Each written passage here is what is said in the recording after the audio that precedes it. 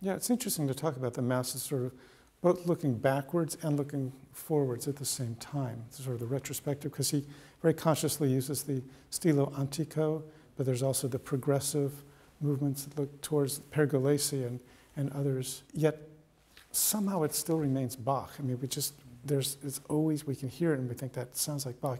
When he's reaching back to Palestrina, looking ahead to Pergolesi, what is it about Bach's style, or this piece, which just unifies it, no matter what style he's doing, whether there's a little Neapolitan opera in there, like in the Christe, or the strict counterpoint? How does it remain Bach?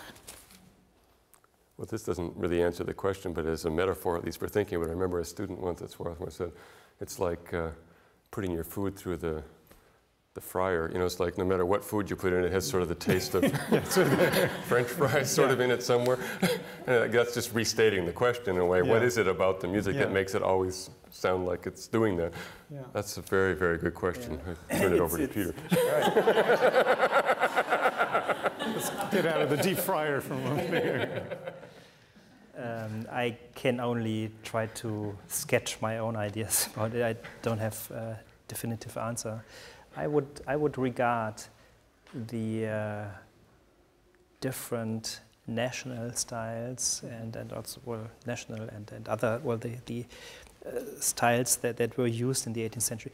They are in Bach, when Bach uses them on a surface, but there's a lower level of continuity that somehow is audible or visible in every piece, and I think it has to do with the contrapuntal conception of every work he thinks about. And this is what, well, I talked about this last week, or I tried to formulate my ideas that somehow in Bach we find that ideas or ideals from the time of the Reformation are still extant. The idea of having a 5 or 6 part contrapuntal setting in the motet, and it's challenged later on in the 17th century by the Italian Baroque style, and many composers give this idea up completely, certainly in Bach's time, but somehow for some reason we, and I can't give a good answer why this is so, but somehow in Bach these older principles of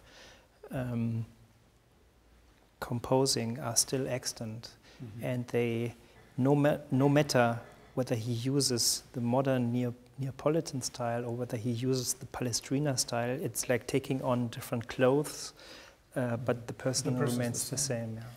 Yeah. But there's something which I find really intriguing about the B minor Mass in this way, in that he used the earlier styles, but he also makes a concerted effort, an obvious effort, to bring those styles into the sphere of accessibility. So, for instance, with the Stile Antico, he's interested in this in the 1730s, 1740s especially.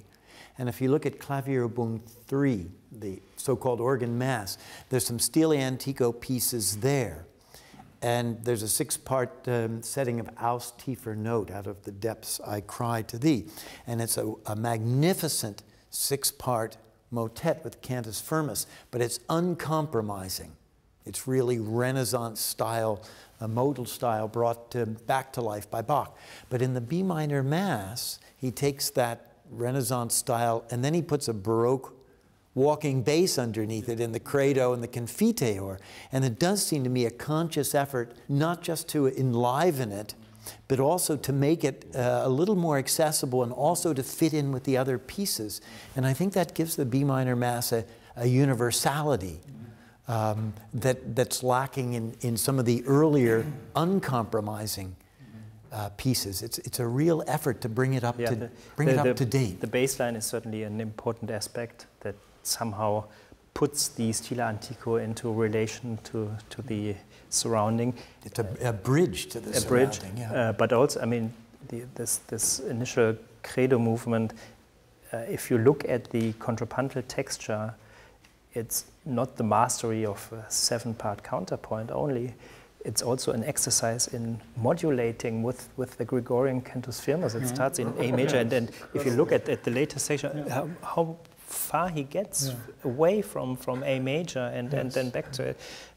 So there are many different levels that need to be considered in this piece. And one too is the practical level of performing, being in a choir and singing a 5-part fugue with 2 other voices instrumentally. To hold that together, Bach may have been thinking, you know, getting a regular pulse going is going to help the singers just sort of keep where they are. I think people who sing the Mass appreciate having those chord notes in the continuo to sort of keep them focused. I mean, there might be musical reasons, theological reasons too, but I think it certainly is, you know, Bach might be thinking, this is important. You know, think especially of how the Mass might have been performed with, you know, who knows what kind of ensemble, just to have, there's the practical element. He was, above all, a practical musician. Well, the question there too is should there be cola parte enforcement of the choir? That is, in the credo and the confite, or the choruses appear to be alone, without instruments, but when Carl Philipp Emanuel Bach performed it in 1786, he adds in cola parte instruments with the part cola parte. So the instruments would double the voices. Now maybe he did that for practical reasons, that he had a choir that wasn't overly rehearsed, but maybe he was also following a tradition of his father in the Baroque, where they doubled the parts to help them out. One thing I was going to say is that it seems like in most instances, and again, maybe Peter can back me up on this, that the music of Bach that's in the stile antico or in the high Baroque or even Galant style, one of the things that's common to all 3 styles is the notion that that it's really contrapuntal thinking, and that, for example, the bass line, even of a Galant piece, will often have the theme presented in a way that, let's say, Quantz might not do, or another, that sort of thing. And so there were huge arguments, for example, over this beloved flute sonata in E-flat major, beautifully V1031. People go back and forth about, is this really by Bach or not? And some say, no, it can't be by Bach, because the bass line never participates in the counterpoint, and Bach would never do that. Right? And so, but then the Mass in B minor is always going to be mystifying, because when you listen to the Benedictus movement, it's utterly fantastic, and it has all the Galant mannerisms. It has triple subdivisions of the beat, in a presumably flute part. Yeah. But it sounds, it could be another instrument, but it sounds especially Galant even on the flute.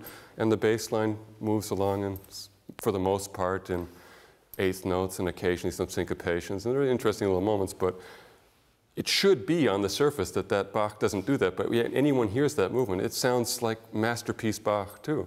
So in a way, I would say that the Mass is among the most mysterious of all the pieces. It still sounds like Bach, even when it does things that he's supposedly not supposed to do. But I think never is a dangerous word. I know, of course it is. It's always dangerous to use the word never. At least, right.